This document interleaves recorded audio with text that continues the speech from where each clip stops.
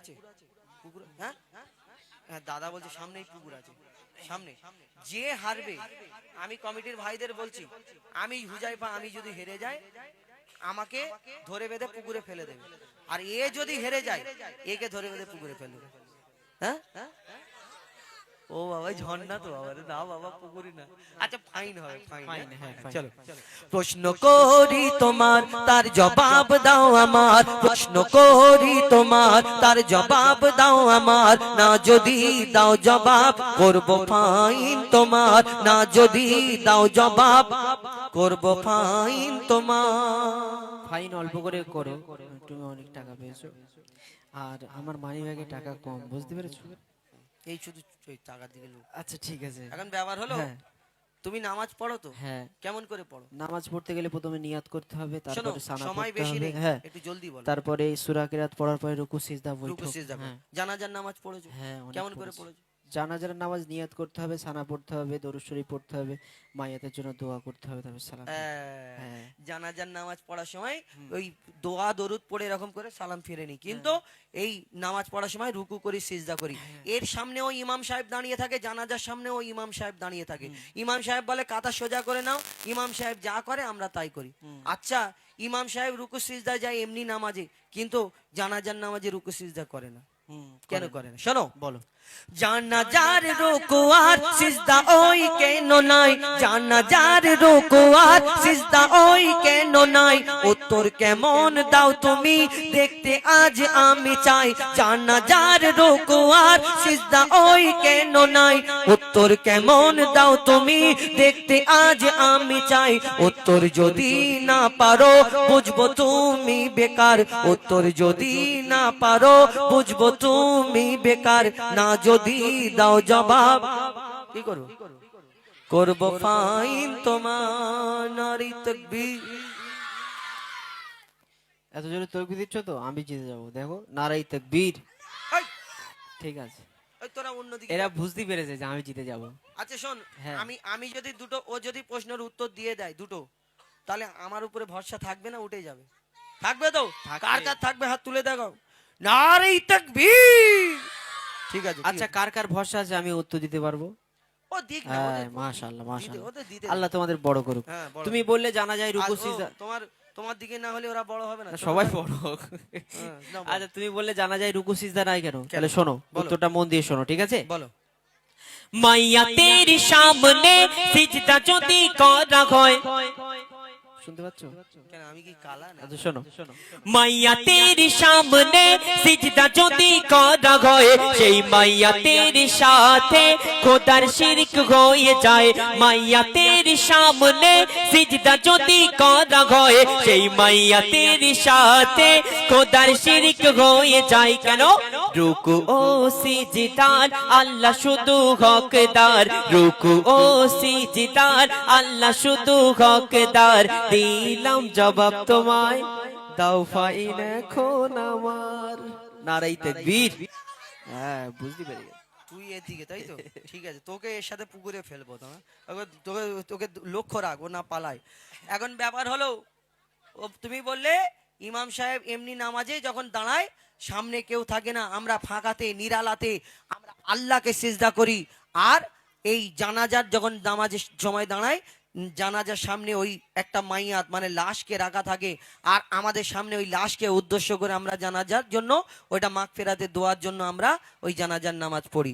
তাহলে যদি জানা যায় রুকু সিজদা করা হতো, তো ওই রুকু সিজদাটা মাইয়াতকে করা হতো। তাহলে রুকু সিজদা, সিজদা আল্লাহকে ছাড়া কাউকে সিজদা করা যাবে না। আর কাউকে যদি সিজদা করা হয় তাহলে শিরক হয়ে যাবে, আর শিরকের গুনাহ আল্লাহ মাফ করবে না। বেশক একদম উত্তর আর কিছু দিয়েছো। আছে? আচ্ছা আরেকটা প্রশ্ন করি, হ্যাঁ, করো। ভালো উত্তর দিয়েছো। তুমি দম্বা, ছাগল, উট, গরু, ভেড়া, ছাগল এগুলো খাও তো? হ্যাঁ খুব খাই, হ্যাঁ, হ্যাঁ। কোরবানি করো? হ্যাঁ। আচ্ছা শুয়োর? শুয়োর কেউ খায় নাকি? নাউজুবিল্লাহ। শুয়োর কেন খাও না? শুয়োর হারাম, শুয়োর খাওয়া যায় নাকি? শুয়োর হারাম। আচ্ছা দাদা বলুন, এর চারটে পা, দম্বা, ছাগল, উট, গরু, ভেড়া, দুটো কান, দুটো চোখ, মুখ, হ্যাঁ? শুয়োরেরও চারটে পা, দুটো কান, দুটো মুখ, এই একটা মুখ, দুটো চোখ, হ্যাঁ সব একই। আবার শুয়োরের গোশে 1.5 ইঞ্চি মোটা চর্বি এরকম। তাহলে যদি এইগুলো হালাল হয়, এইটা কেন হারাম হবে? শোনো, বলো। দুম্বা, ছাগল, উট, গরু ধর্মে হালাল জানি। আবার আমার মা বোনেরা অনেক জন পিক পিক করে হাসে, কেন বলুন তো?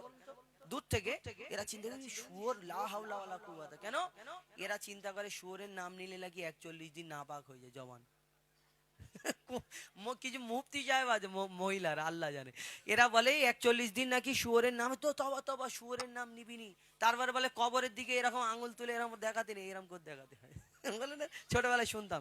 এই যে শুয়োরের নাম নিলে 41 দিন নাপাক যদি হয়, তাহলে কোরআনে তো এর নামটা আছে, শুয়োর আরবি ভাষায় খিনজির। তো এই যে এই নামটা যখন ওই পড়বে, তাহলে ওই হাফেজ সাহেব তাহলে ওই নাপাক হয়ে যাবে। তাহলে এরকম করতে হবে, ওনাদের যদি হিসাব থাকে তাহলে ওই কোরআন শরীফটা নিয়ে আস্তে আস্তে আস্তে আস্তে পুকুরের ধারে গিয়ে বসতে হবে। যে ওই নামটা বলবে লাভ তাড়াক করে লাভ দিয়ে লা হাওলা ওয়ালা কুওয়াতা বলে অজু করে গোসল পোজল করে আবার বিসমিল্লাহ, হ্যাঁ এরম ভাবলে উল্টো পাল্টা কে আপনাদের কেউ খবর দেয় আল্লাহ জানে। শোনো, দুম্বা ছাগল উট গরু ধর্মে হালাল জানি, দুম্বা ছাগল উট গরু ধর্মে হালাল জানি, শুকর কেন হয় হারাম তার জবাব দাও তুমি। সময় দিলাম 2 মিনিট তার বেশি আর তো নয়, সময় দিলাম 2 মিনিট তার বেশি আর তো নয়, না যদি দাও জবাব করব ডবল ফাইন তোমার। কেন নারে double? তাকবীর। একটা জিতে আছি, ডবল কি করে হয়? উত্তরটা দাও। আচ্ছা শোনো, তুমি বললে দুম্বা ছাগল উট গরু ইসলামে জায়েজ, শুকর হারাম কেন? তাহলে শুনবে? হ্যাঁ শুনবে তো? আচ্ছা শোনো তাহলে। শুকর হলো প্রাণঘাতী সব রোগের ভান্ডার। বুঝতে পারছো? কেন আমাকে কি কি মনে হয়, আমাকে কালা না আমার কি মাথা খারাপ মনে হয়? আচ্ছা শোনো। খালি এই যে শুনছো আচ্ছা মন দিয়ে না শুনলে আবার পরে বলে উত্তর হয়নি, ওই জন্য করে। শোনো শোনো শুকর হলো প্রাণঘাতী সব রোগের ভান্ডার, শুকরের গোশতে তৈরি হয় ক্যান্সার। রাসূল পাক সাল্লাল্লাহু আলাইহি সাল্লাম বললেন, যেটা খেলে উম্মতে মুহাম্মাদির ক্ষতি সেটা হারাম। শোনো শুকর হলো প্রাণঘাতী সব রোগের ভান্ডার, শুকরের গোশতে তৈরি হয় ক্যান্সার।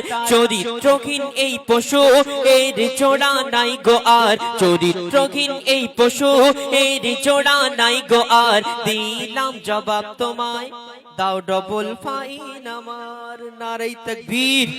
হাই মোটামুটি আমি জিতে যাচ্ছি। ঠিক আছে, তুমি ও প্রশ্ন উত্তর দুটো দিয়েছে, হুম। যে শুয়োরের গোশ আমার দয়ার নবী হারাম বলে গেছে, আমরা উম্মতে মোহাম্মদী ওই আমার দয়ার নবী মোহাম্মদ মুস্তাফা সাল্লাল্লাহু আলাইহি ওয়াসাল্লাম তাকে এত ভালোবাসি, তিনি জবান থেকে একবার যেটা হারাম বলে দিয়েছে আমরা হারাম মেনে নিয়েছি। হ্যাঁ, মদ কিন্তু আগে হারাম ছিল না, আমার নবী একবার বলেছে আমরা হারাম, আমরা সেই মদের দিকে তাকিয়েও দেখিনি যারা উম্মতে মোহাম্মদী সত্যিকারের নবীকে ভালোবাসি। তাই শুয়োরের গোশ আমার নবী বলেছে এতে ক্যান্সারের সম্ভাবনা আছে, হারাম করে দিয়েছে, আমরা হারাম করিনি। ভালো উত্তর দিয়েছো। আর কিছু আছে? আর কিছু আছে বলতে আমি তোমাকে এবার দুটো একটা প্রশ্ন করব, তুমি অনেকক্ষণ ধরে দুটো আমাকে একটা না, করছো। কটা করবে? সব দুটো করব। দুটো করবে। হ্যাঁ সময় আর শর্ট। যদি এই দুটোই যদি আমি জিতে যাই? জিতে গেলে তোমাকে জিত ঘোষণা করব। আমার জিত? হ্যাঁ আচ্ছা, ঠিক আছে চলো। শোনো, হুম। ভূমিকাতে বলবো না সুরে বলবো? আমি তোমাকে কিসে বলেছি? আচ্ছা ঠিক আছে, মন দিয়ে শুনবে। শোনো, মরা মাছ ইসলামে খাওয়া যে নয় হারাম। মরা মাছ ইসলামে খাওয়া হারাম? ওই জন্য বারবার বললাম শুনছো তো এই জন্য বলি। আমি বললাম মরা মাছ ইসলামে খাওয়া নয় যে ও হারাম। আচ্ছা, নয় হারাম। হ্যাঁ। তাই বলি, ভাবি মাছ মরে পচে শুকিয়ে শুকটি মাছ দিয়ে বেগুন দিয়ে মাছ খেয়ে নিচ্ছে মানুষ। তাহলে এই মরা মাছ কি করে হারাম বলো? শোনো, মরা মাছ ইসলামে খাওয়া যে নয় হারাম, কিন্তু মরা মুরগি ওই খাওয়া কেন হারাম? শুনছো? আচ্ছা, শোনো, মরা মাছ ইসলামে খাওয়া যে নয় হারাম, কিন্তু মরা মুরগি ওই খাওয়া কেন হারাম? আশা রাখি এর জবাব দেবে সঠিক আমার, আশা রাখি এর জবাব দেবে সঠিক আমার। না যদি দাও জবাব করব ফাইন তোমার। তুমি বললে ডেঞ্জার প্রশ্ন করেছে, মরা মাছ যদি হালাল হয় মরা মুরগি কেন হারাম? আচ্ছা, মুরগি তো জবাই করে দিলে মরে যাও, কি জিন্দা থাকে? জবাই করে দিলে তো হালাল হয়ে গেল, জবাই করার আগে যদি মারা যায়। জবাই করার আগে হ্যাঁ, যদি, হ্যাঁ। হ্যাঁ তাই ভাবি আমরা টুপিওয়ালা দাড়িওয়ালা লোক মুসলিম লোক যদি হোটেলে যাই, আমাদের প্রথম ওয়েটার যদি চিকেনের আইটেম অর্ডার দিই, আমাদের এসে এরকম করে দেখে হালাল করা, তাই না? কেন জানে এরা মাল মটকানো খাবে না, আমরা নালে জিজ্ঞেস করব। কিন্তু কেন এই এই মোটকে দিলে, এই গদ্দান মোটকে এরকম করে খাল পোস্ট করে আবার ওই মুরগিটাকে খেয়ে নেয়, কিন্তু আমরা মুসলমান জানতেও কোনোদিন খাবো না নাকি? কেন খাবো? কেন এর ভিতরে কারণ কি? আমরা হারাম আমার দয়ার নবী বলেছেন যেগুলো সেইগুলো আমরা মানি। কেন হারাম শোনো, বলো। শোনো ভাই, মুরগি ওই যখনই মারা যায়, তবে একটু ভালো করে মন দিয়ে শুনবে, পরে বলে বুঝতে পারিনি, এরকম হবে না। ঠিক আছে, ঠিক আছে। হ্যাঁ শোনো, শোনো ভাই, মুরগি ওই যখনই মারা যায়, ওর যত রক্ত সব গোস্ত ওই শুষে নেয়, রক্তে থাকে জীবাণু, গোস্ত দূষিত হয়, যদি জবাই করা হয় রক্ত সব বেরিয়ে যায়, রক্ত পান হয় হারাম, এ যে হুকুম খোদার, রক্ত পান হয় হারাম, এ যে হুকুম খোদার, দিলাম জবাব তোমায়, কি করবে বলো এখন আমার তাকবীর। এই কচি, বুঝতে পেরেছিস? তকবির দিচ্ছিস, বুঝতে পেরেছিস উত্তর? হ্যাঁ? আমি বুঝতে পারিনি। তুমি বুঝতে পারোনি? না, ওরা আমি জানি তো, হ্যাঁ। তুমি মাথা মোটা, হেড়ে হেড়ে মাথা। এক ক্লাসে 3-4 বছর হ্যাঁ, ছিলাম হেড়ে তো। মাথা না হলে আমি এত ক্লিয়ার বলছি, ওকে হ্যাঁ। আমি বুঝতে পারিনি।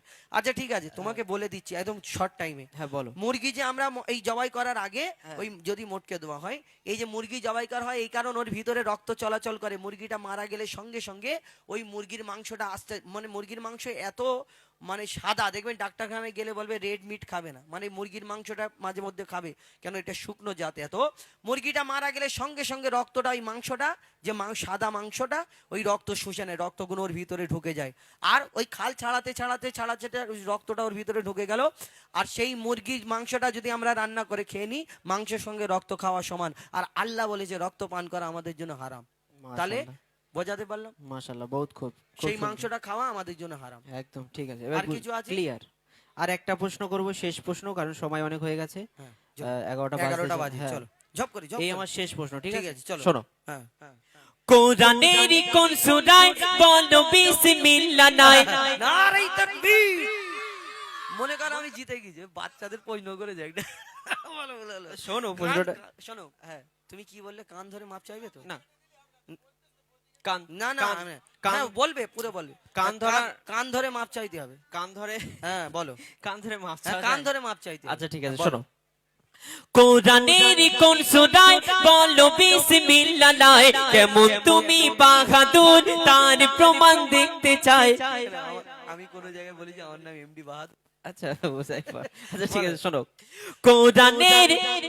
কোরআনের কোন সূরায় বলো বিসমিল্লাহ নাই? কেমন তুমি ওস্তাদ, তার প্রমাণ দেখতে চাই, মনে হয় এর জবাব নাই কাছে গো তোমার, মনে হয় এর জবাব নাই কাছে গো তোমার, না যদি দাও জবাব করব ফাইন তোমার। আইনের কথা ভুলে যাও, কান ধরার জন্য রেডি হও। এ বলে যে কান ধরে মাপ চাইবে তো কজি, হ্যাঁ? আর যদি না হয় ছাড়বো না একে, ঠিক আছে? চলো, এ বললো কোরআনে কোন সূরায় বিসমিল্লাহ নাই, বাচ্চাদের প্রশ্ন করে। চলো ঠিক আছে। তাহলে মন দিয়ে শুনে নাও ছোট ভাই, তাহলে মন দিয়ে শুনে নাও ছোট ভাই, কোরআনের সূরা, বলবো বলো। কোরআনের সূরা তাওবাতে বিসমিল্লাহ নাই, তাহলে মন দিয়ে শুনে নাও ছোট ভাই, কোরআনের সূরা তাওবাতে বিসমিল্লাহ নাই, এবার তুমি হার স্বীকার করো সামনে সবার, এবার তুমি হার স্বীকার করো সামনে সবার, দিলাম জবাব তোমায়, কান ধরার জন্য হও তৈয়ার, নারী তাকবীর। আরেকবার দে নারী তাকবীর। মাশাআল্লাহ, মাশাআল্লাহ, বহুত খুব খুব সুন্দর হয়েছে। খুব খুব না, কানটা ধর। উত্তর ভালো না, মাপ চাও। মোটামুটি ভুল হয়ে গেছে, না, আর ভুল প্রশ্ন না, আমি করব কান কান ধরতে হবে, কান ধরতে হবে। না, কান ধরতে হবে। আচ্ছা ঠিক আছে। হ্যাঁ, আল্লাহ তো ভালো করে। হার জিত হ্যাঁ? যে পারে হোক, হ্যাঁ, জোরে নারী তাকবীর। বাহ, মাশাআল্লাহ। এখন এই কমিটির গজলটা বলে দিই নাকি?